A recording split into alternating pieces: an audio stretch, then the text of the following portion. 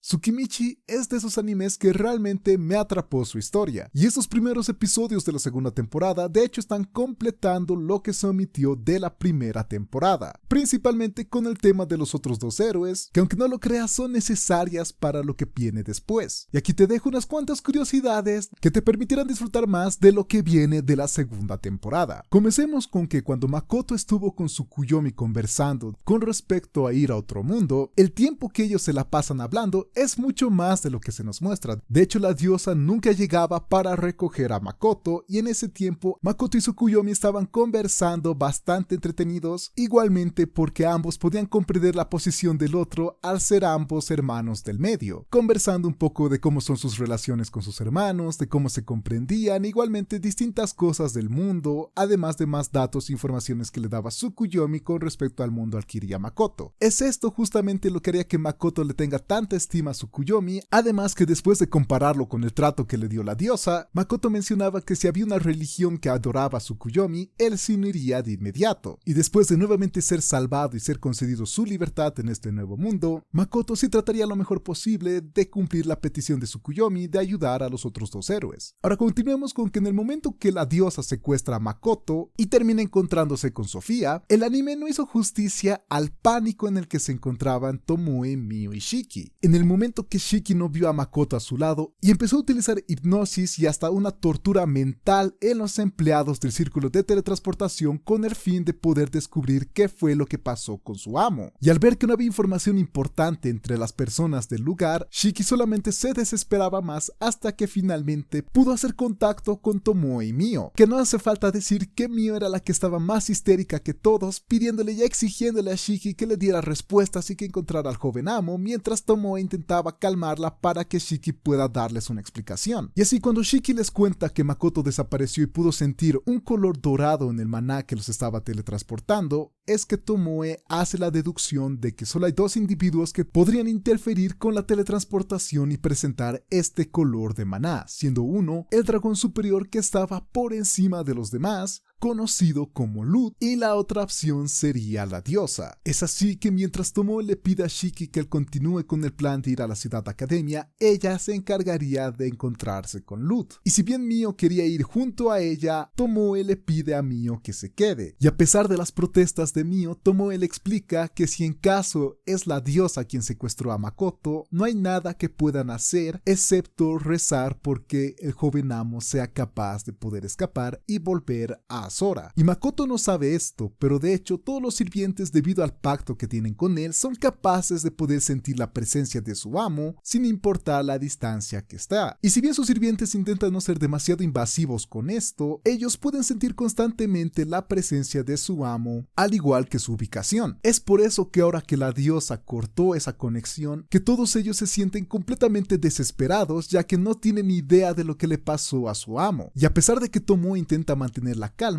es que ella está todo un remolino de emociones en su interior. Y la única que realmente puede ver la desesperación y el increíble miedo que tiene Tomoe en este momento es Mio, ya que Tomoe le suplica a Mio que se quede, ya que es el único lugar donde ella puede recibirlo si Makoto logra escapar, diciéndole que ella no puede perdonar que hayan recibido un ataque de este tipo tan cobarde y que ahora simplemente quiere desenfrenarse y gritar a los cuatro cielos por el temor de la idea de que puede llegar a perder a su maestro Makoto. Durante toda esta conversación, Mio se da cuenta que incluso Tomoe deja de hablar de la forma que deseaba como samuráis, en una forma de juego, además de que Tomoe dejó de llamar a Makoto como el joven amo a directamente maestro Makoto, demostrando cuán serio son los temores que Tomoe tiene. Y esto es justamente la que la llevaría a ella a intentar enfrentarse al más fuerte de los dragones con el fin de poder salvar a su amo. Y así entre ambas, intentando hacer unas bromas entre ellas para intentar recuperar el ánimo, es que se separarían rogando porque Makoto se encuentre bien. Ahora no puedo negar que disfruté bastante de la animación de la pelea de Makoto y Sofía, sobre todo cuando él empieza a librar sus poderes. Lo único que sí te puedo aclarar es que una vez que Makoto empieza a quitarse los anillos y empieza a lanzar sus ataques, estos ataques de fuego o estos Blitz son del nivel que hirieron tanto a Tomoe y a Mio, lo cual explica por qué tampoco Lance ni Sofía fueron capaces de repelerlo e incluso empezaron a recibir daños por eso. esto. Y justamente en el momento que vemos que Makoto está a punto de recibir el ataque de la espada de Sofía, vemos cómo él, utilizando su Kine, logra responder adecuadamente a este ataque, incluso rompiendo la espada que ella tenía, que como puedes ver la reacción de Lance, de hecho la espada es una parte de él. Y ese movimiento que Makoto hizo con los ojos cerrados es debido a que su cuerpo se movió solo debido al entrenamiento que recibió de su maestro un tiempo antes de ser transportado al otro mundo. Y el ataque final que haría Makoto en el cielo utilizando sus anillos, él no estaría consciente de la magnitud que tendría este ataque, pensando que sería una simple molestia para Sofía, ya que hay que aclarar que la referencia que tenía Makoto es por la explosión que vio en la otra dimensión donde murieron el joven orco y el fragmento de Tomoe. Pero esa explosión fue contenida justamente por la barrera del fragmento, la defensa creada por los familiares de Mio y al mismo tiempo la defensa suprema de los humanos. Todo eso fue lo que contenió ese ataque para que quedara aún así esa explosión. Y ahora Makoto está utilizando alrededor de 8 anillos en este ataque. Y si te preguntas cómo es que Sofía y Lance lograron realmente sobrevivir a este ataque, es debido a que Sofía contenía un pendiente